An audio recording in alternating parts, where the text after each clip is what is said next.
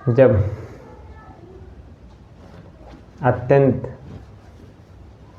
बात बिगड़ती देख के राम जी ने लक्ष्मण जी को समझाया और उनको तिरछी नज़र से जब घूरा कि अब बहुत हो गया लक्ष्मण, अब मुनि वेश का ध्यान रखते हुए उपहास करना बंद करो। तब लक्ष्मण जी शांत होकर चुपचाप गुरुदेव के पीछे जाके खड़े हो गए और फिर राम जी ने प्रेम पूर्वक कहा कि प्रभु, जो कुछ हुआ वह मैंने किया, अब बताएं किस तरीके से, क्या करके आपके क्रोध को शांत किया जा सकता है।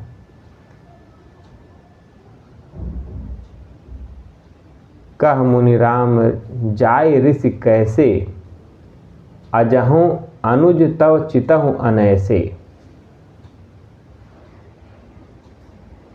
परशुराम जी ने कहा कि राम, तुम कह रहे हो कि कैसे आपका क्रोध शांत करें, और यहाँ तुम्हारा भाई अभी भी तिरछी नज़र से मुझे देख रहा है, तो कैसे बताओ, आखिर मैं अगर शांत करूं क्रोध तो कैसे करूं।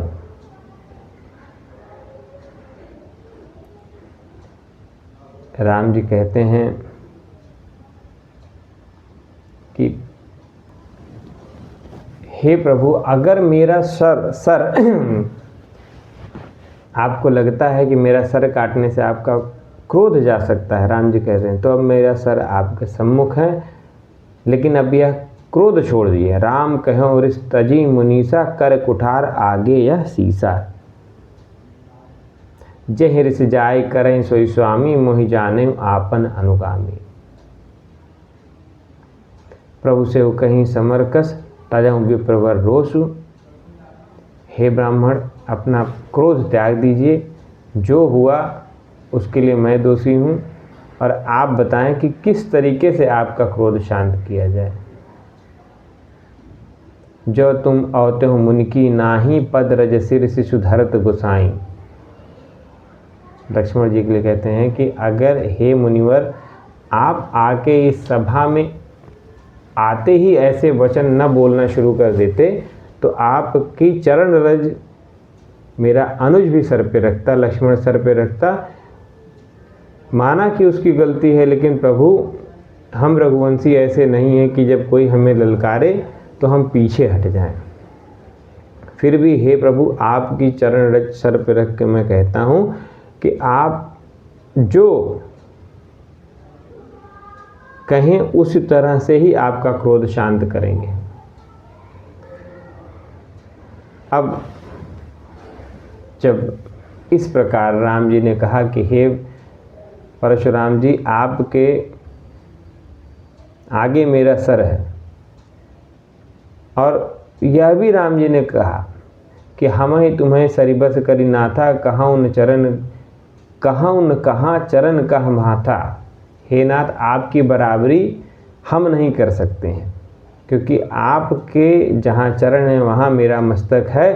राम मात्र लघु नाम हमारा, परसु सहित बड़ नाम तुम्हारा। कि आप इस परसे के साथ आपका नाम भी बड़ा है, अब आपको दुनिया में लोग जानते भी, तो हमारे नाम से बड़ा आपका नाम है, हम आपकी बराबरी कर भी तो कैसे सकते हैं।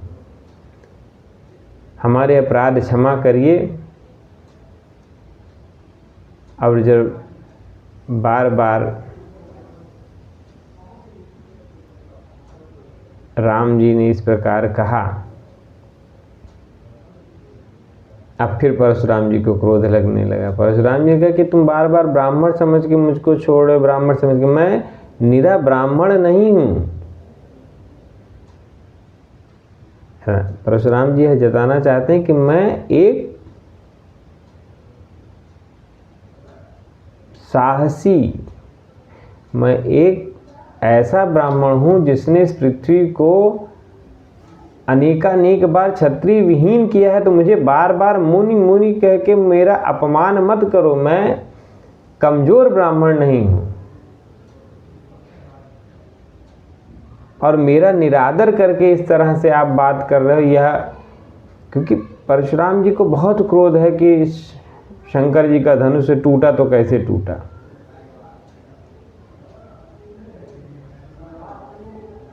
और तब राम जी कहते कि हे नाथ, यदि आपको मैं ब्राह्मण न कहूँ तो मैं डरूं क्यों आपसे। राम जी कहते हैं कि आप ब्राह्मण कुल में हैं, इसलिए मैं आपको ब्राह्मण कह रहा हूँ, अन्यथा यदि मैं क्षत्रिय हूँ तो मैं डरूं क्यों। फिर तो मैं रण में आपका सामना करने के लिए तैयार हूँ। और मैं विनय पूर्वक यह कह रहा हूँ कि यह धनुष पुराना था और छूते ही टूट गया, इसमें मेरा कोई दोष भी नहीं है। रघुनाथ जी कहते हैं कि विप्रवंश कै असि प्रभुताई, अभय होई जो तुम्हें डराई।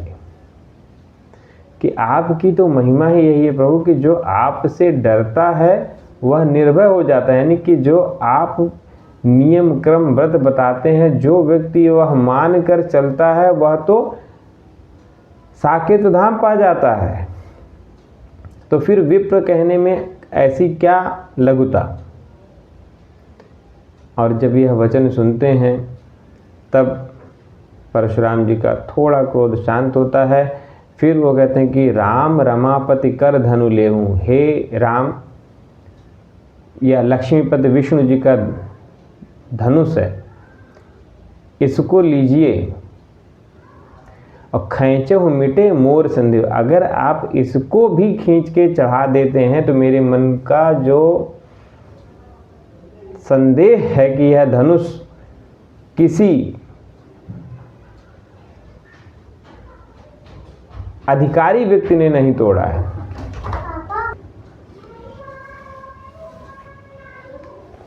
अब देत चाप आप ही चली गए हो। जैसे ही परशुराम जी ने हाथ बढ़ाया वह धनुष स्वयं राम जी के पास चला गया। और जैसे ही वह धनुष राम जी के पास गया, परशुराम जी को यकीन हो गया कि यह और कोई नहीं, यह मेरे नाथ श्री हरि श्री विष्णु का परम पूर्ण अवतार राम जी हैं। और तुरंत जाना राम प्रभावतो पुलक प्रफुल्लित गात, अजोर पानी बोले वचन हृदय न प्रेम अमार। जय रघुवंश बनज बन भानु, गहन दनुज कुल दहन कृसानु। जय सुर विप्रधेनु हितकारी, जय मद मोह कोह ब्रह्महारी। परशुराम जी विनती करते हैं राम जी की, तुरंत राम जी की स्तुति करते हैं कि विनयशील करुणा गुण सागर, जयति बचन रचना अति नागर। सेवक सुखद सुभद सब अंगा, जय शरीर छवि कोटि अनंगा। हे विनयशील कृपा के निधान, कृपा के समुद्र, आपकी सदा ही जय हो। आपने करोड़ों कामदेवों को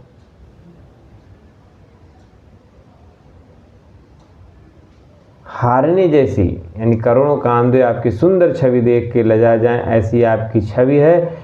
करऊं का मुख एक प्रसंगा, इसलिए प्रभु मैं एक मुंह से आपकी प्रशंसा नहीं कर सकता हूँ। जय महेश मन मानस हंसा, अनुचित बहुत कहूँ अज्ञाता, और क्षमाऊँ क्षमा मंदिर दो भाता। अब परशुराम जी ने कहा कि आप क्षमा के मंदिर हैं और आप दोनों भाइयों से मैं क्षमा मांगता हूँ। और कहीं जय जय रघुकुल केतु, भृगुपति गए बना ही तप हेतु। ऐसा कहकर परशुराम जी तुरंत वहाँ से वन में चले गए। देवगण पुष्प बरसाने लगे। समस्त कुटिल राजा जो थे वो वहाँ से चुपचाप निकल गए। क्योंकि जब परशुराम जी प्रणाम करके राम जी को निकल गए तो राजा लोग समझ गए कि अब यहाँ से भागने में ही भलाई है। चारों तरफ धुंध भी बजने लगी। अब विवाह का मंगल उत्सव शुरू हुआ। जनक जी का मन इस संतोष को प्राप्त हुआ कि उन्होंने सही वर चुना है, बहुत सही वर चुना है। और यह